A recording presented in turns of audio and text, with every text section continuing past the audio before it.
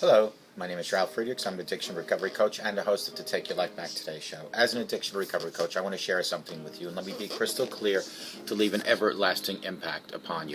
Imagine being buried alive. You're in a coffin, but you know you're not dead. You don't know how to get out of the coffin. You try lifting your lid, but the lid won't open. You try banging on the lid to unsettle the dirt. Maybe somebody will start digging their way down towards you. You just think you're going to die. This is what it's like to feel at the lowest point of alcohol and drug addiction. You know you need help. You know you can't do it on your own, but you don't know where to turn. In reality, there are people standing by your grave. You just don't know that. You just think you're going to die. Usually, though, people don't think about death when they're habitually abusing drugs and alcohol. In order to feed an addiction, you have to be great at repressing the fear of death. I often ask you, my audience, did it ever cross your mind that what God gave you, called life, will be taken away in most probability by abusing drugs and alcohol? And if that's not selfish enough, what about the fact that when you abuse drugs and alcohol, you are so selfish that you'll take away what's wanted, needed, loved by the most important people in your life? Your husband, your wife, your mother, your father, your children, your grandchildren. With this, let me leave one last thought. Don't be like the person I'm reading about on these index cards that waited and waited until it was too late. Instead, be the person that reaches out today, calls me at 844-405-HELP, or text me at 631-599-0218, and together, you and I will help you take your life back before your life is gone. People like Larry, guys from the Geist Academy at 516-458-2741, 516-458-2741. Larry Geist and I both say it doesn't matter where you came from, it doesn't matter where you've been. What matters most is that you're here today. Today is the day where you should be reaching out to Larry, 516-458-2741, www.odysseyconsultant.org, Larry Geist from the Geist Academy. Folks, there are 25 ways to make your life better every day. And I want to read this because I never really addressed the Buddha and monk population that watch me. And I do want to address this for that particular reason. It's not solely intended for them. I'm just saying that there are some quotes in here that were thrown in. The way to gain a good reputation is to endeavor to be what you desire to be. The way to gain a good reputation is to endeavor to be what you desire to be, to appear. When I read this article, and this was about a little tiny Buddha, it was called, the main goal was to make a positive difference. The tiny Buddha thought the goal, which many of us share, whether we're in the tiny Buddha clique or not. So I'm going to read you what he wrote. I've stumbled upon countless blog and books written by people who say their purpose in life is to help people like I believe. I believe my purpose in life is to help people like you and thousands and millions of other people. We've approached about 575,000 viewers on YouTube. I suspect it's how most of us infuse our lives with meaning, trying to somehow leave the world a better place than when we found the world. I recently read a somewhat old blog post by ex-Microsoft employee Scott Birkin that got me thinking about the collective fascination with making a difference in the world. He wrote this: we rarely need big things. As soon as someone starts talking about changing the world or radically reinventing something, odds are good he's talking from his ego, not his heart. Unless he's working on bringing safety to the scared, health to the sick, or opportunity to the poor, the reinvention serves a want or an ego, not a need. He went to explain how on his last day at Microsoft he gave a lecture, and one of his colleagues thanked him for the first time since they've known each other, saying he'd never expressed his admiration before because he assumed it was apparent that it was just an ego trip. According to Scott, it takes a better man to acknowledge goodness in others than it does to merely be good oneself. Anyone can criticize or accept praise, but initiating a positive exchange is the hallmark of making a difference in the world. What a beautiful idea. I couldn't agree more.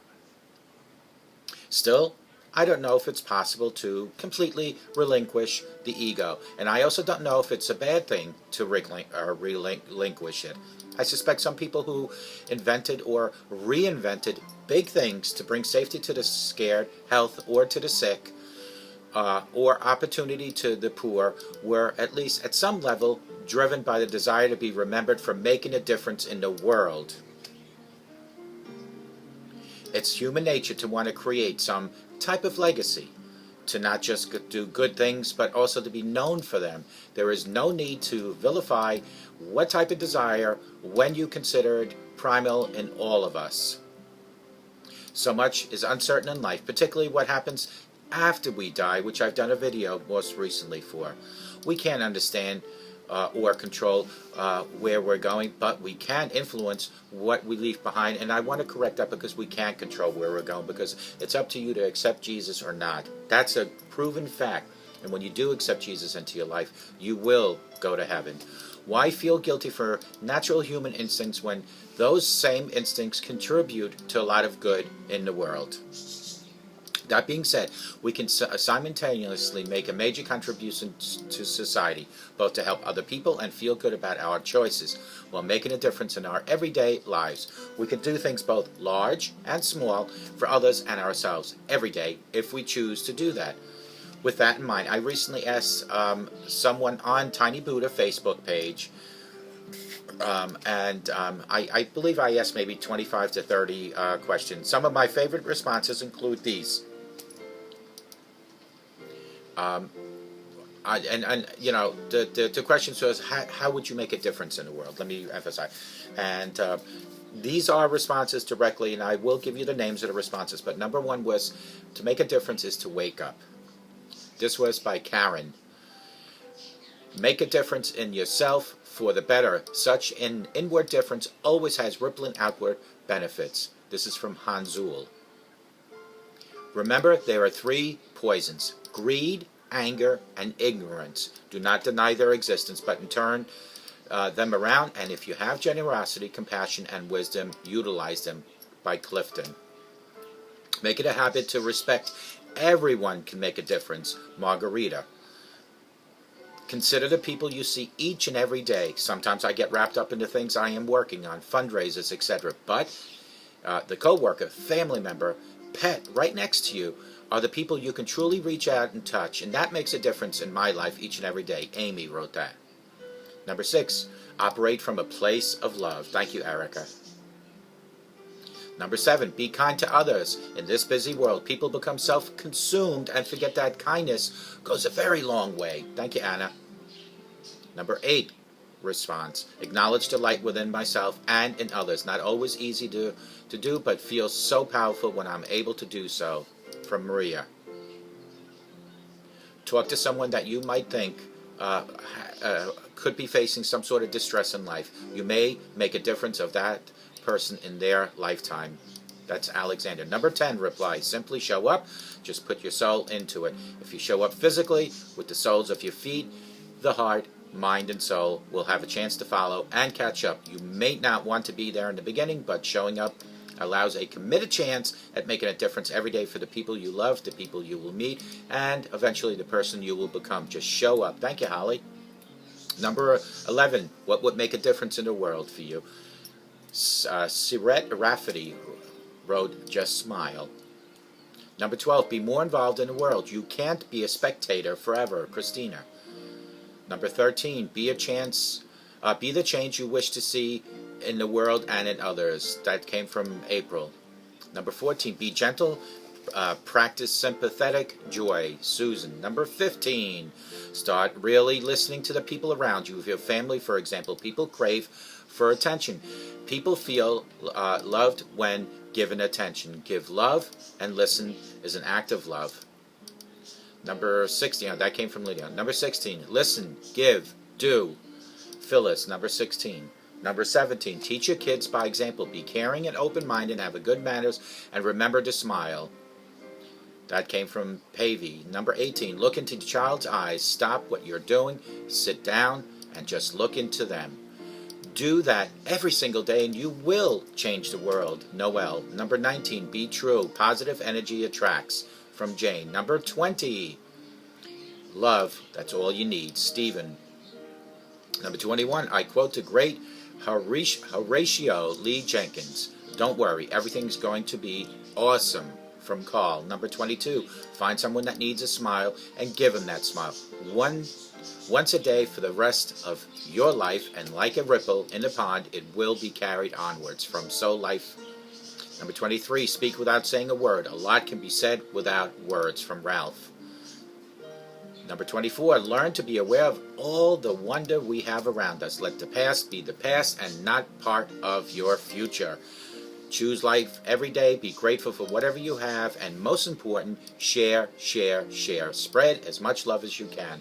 From Lula. Number 25, Hakuna Matata. One love. Pay it forward. Kieran.